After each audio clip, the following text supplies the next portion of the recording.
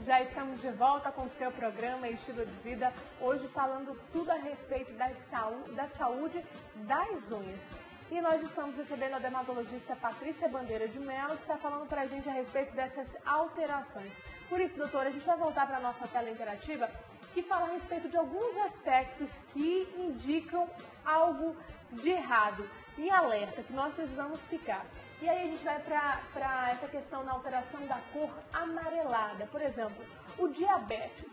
Não só o uso prolongado de esmaltes pode amarelar as unhas.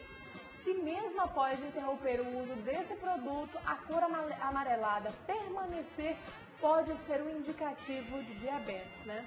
O diabetes é uma doença orgânica sistêmica que afeta vários órgãos nobres, né? Os rins, os olhos, enfim.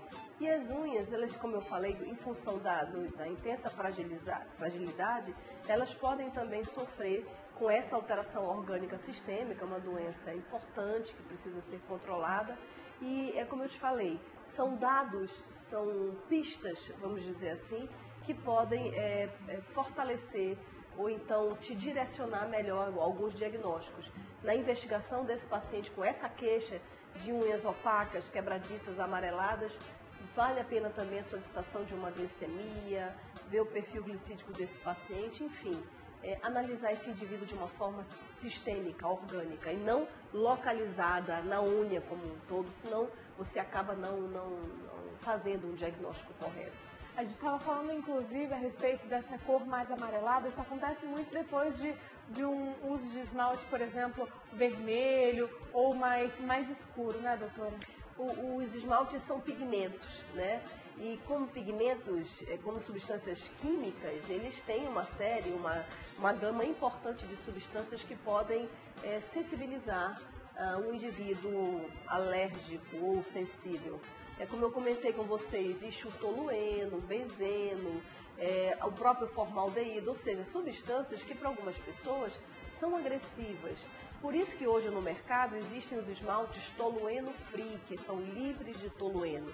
O tolueno é conhecido na dermatologia, na parte alérgica, na alergia dermatológica, como uma substância muito alergênica e não é incomum as pessoas que são sensíveis ao tolueno e que utilizam os adornos, no caso dos esmaltes, eles apresentarem dermatites de contato alérgicas em volta das unhas e algumas vezes isso não é infrequente e é curioso porque muita gente até questiona apresentar dermatite de contato de pálpebra.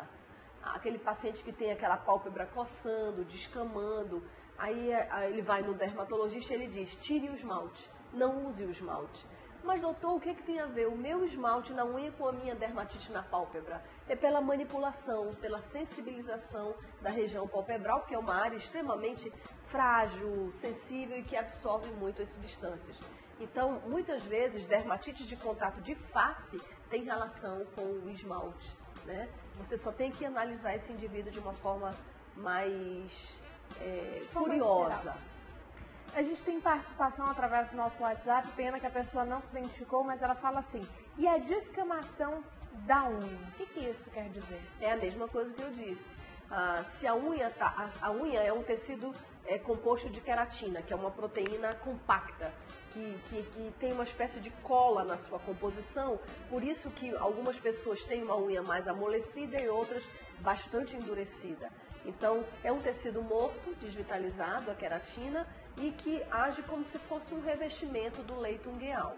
Quando a unha começa a ficar quebradiça, descamando, fragilizada, opaca, você tem que analisar se está havendo alguma alteração na matriz dessa unha. E tem que analisar o indivíduo de uma forma sistêmica, fazer alguns exames de laboratório, pesquisar tireoide, anemia, deficiência de ferro, pedir alguns exames sistêmicos, avaliar se não está havendo trauma repetido através da manipulação com manicure, enfim, né, tudo aquilo que a gente já citou. A gente tem uma outra participação que diz assim, olá, bom dia, gostaria de saber o que são as pontas brancas nas unhas. mais uma vez, aquelas manchinhas brancas nas unhas podem ser decorrentes de traumas, microtraumas na matriz. Se as pessoas pararem para perceber, elas vão perceber que essas manchas brancas, que nós chamamos de leuconíquia, às vezes elas migram, elas vão subindo de acordo com o crescimento da lâmina ungueal. A lâmina ungueal, ela cresce de forma muito lenta, 0,3 milímetros mês. E se você perceber, aquela manchinha que estava lá embaixo, perto da matriz, com o passar do tempo ela vai subindo, subindo, e aí você consegue cortar e retirá-la. Isso às vezes tem relação com microtraumas na matriz, isso é uma das principais repercussões dessas manchas. Quem mandou pra gente foi a Andréia. Andréia, obrigada pela sua participação. Doutora, mas eu completo a respeito dessa ponta branca, porque isso acontece comigo, inclusive. Eu apresento, é como se fosse uma francesinha, tanto é que a manicure fala assim, você não precisa fazer a francesinha, só esmaltar com um esmalte mais claro, e aí elas costumam aparecer. Isso também são essas manchas que migram? Dependendo do aspecto clínico, a gente pode até classificar como resultado de microtrauma. Mas não no teu caso, mas existem outras alterações da borda livre da unha e que podem estar relacionados com agentes infecciosos. Os fungos, eles acometem tanto a borda proximal como a borda livre. A borda livre é a ponta da unha. E é muito comum a gente ter um descolamento dessa lâmina ungueal, né? Ou seja, por baixo da lâmina, e dar esse aspecto esbranquiçado e muitas vezes acompanhado de uma certa, vamos falar de uma maneira mais simples para as pessoas entenderem, uma massinha que se deposita embaixo da lâmina ungueal. Qual é o correto se fazer numa situação dessa? Procurar o especialista, ele então vai solicitar a realização de um exame micológico, ou seja, ele vai promover ou vai encaminhar a colheita desse material que está depositado embaixo da lâmina, que está conferindo esse aspecto esbranquiçado. Isso vai ser levado ao microscópio e isso vai ser examinado. Se for positivo para fungo, né, uma das formas, além dos medicamentos sistêmicos, porque aí na grande maioria das vezes você precisa tomar remédio, a não ser que o acometimento seja muito pequeno, você retira aquele excesso de massa fúngica, cortando, lixando e aplicando medicamentos tópicos. Então o tratamento pode ser com medicamento sistêmico, tomando o remédio, e com medicamento tópico. Outra coisa que é muito importante falar em relação aos fungos, Nádia, que eu preciso dizer: se você tem uma unha comprometida com infecção fúngica, ao procurar a manicure, ao fazer as suas unhas, ao fazer a manicure, oriente, e às vezes os profissionais já têm claro conhecimento disso, a não tocar nessa unha contaminada antes das outras, porque senão com aquele material que você está realizando, você vai acabar comprometendo e contaminando as outras unhas. Então deixar sempre a unha doentinha, a unha infectada por último, e aí então esterilizar o material. Não reutilizar lixas de unha, porque se você vai e lixa aquele tecido contaminado e vai e lixa as outras unhas, você vai estar também contaminando outras unhas que estão sãs. Isso é um dado importante. Vamos entender um pouco mais a respeito desses fungos, que são uma das principais doenças que acometem as unhas, tanto das mãos como dos pés também. Eu vou pedir para a nossa produção colocar no ar a nossa tela interativa número 2, que vai falar sobre a característica desse fungo. Apareceu aqui na nossa tela, doutora, mas fala assim: o fungo gosta de certas condições, como níveis anormais de pH da pele. Mas isso é em relação principalmente ao fungo nos espaços interdigitais, né? Vulgarmente conhecido como frieira, né? Então, essas áreas entre os nossos dedos, principalmente os dedos dos pés, elas sempre se mantêm muito abafadas e muito úmidas, ou seja, é tudo o que um fungo quer. Ele tem, com essa situação, um ambiente propício para ele se desenvolver. Aí você ainda soma tudo isso a um calçado fechado. Tem pessoas que têm hiperidrose, ou seja, que suam muito nos pés.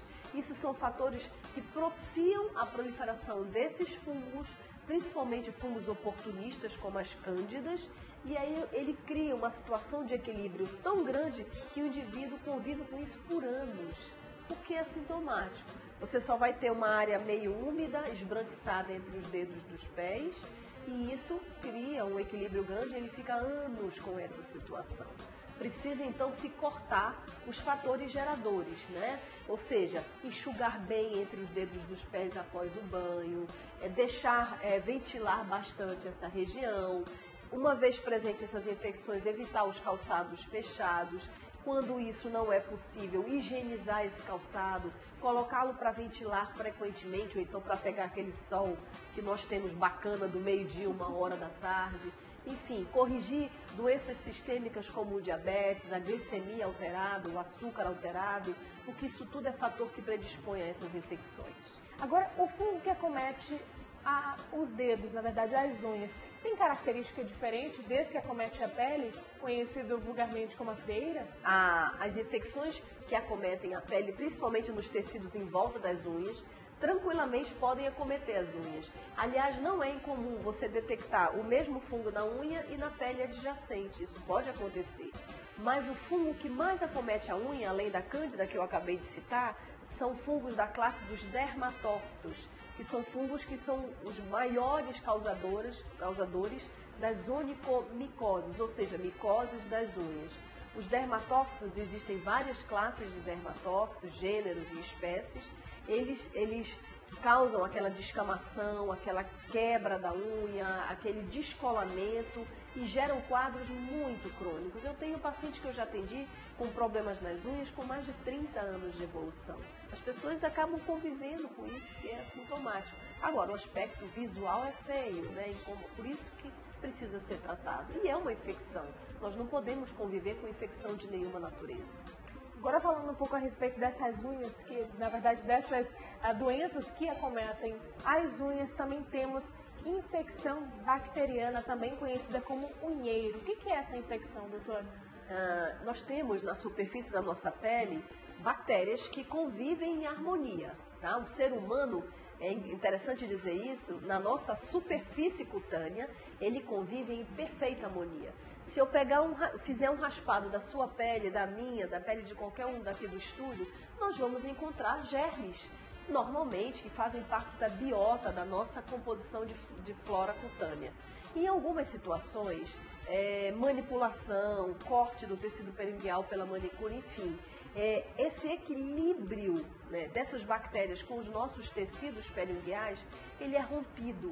Então, se rompe esse equilíbrio através dos traumas, das fissuras, tirar um tecido de forma exagerada, né, que as pessoas leigas chamam, tirei um bife da unha, enfim, isso rompe a barreira de defesa da nossa pele e essas bactérias que estão lá, elas vão então passar a ser danosas, maléficas e vão gerar essa inflamação dos tecidos periungueais, que vale dizer aqui, são muito dolorosas, né? A gente chama em dermatologia de panariço, que é a inflamação dos tecidos periungueais. Nesse caso aí, Nádia, tem proliferação bacteriana e não fúngica e nós temos que tratar com antibióticos, tanto sistêmicos como locais. Doutora, a gente vai fazer uma breve pausa aqui no nosso bate-papo, mas daqui a pouquinho a gente volta falando sobre este assunto. E se você de casa ainda não enviou sua pergunta, o seu questionamento, envie para a nossa produção através do nosso WhatsApp. Anota aí, 92, código de Manaus, 98111 4512. O intervalo é rapidinho e a gente já volta. Até lá.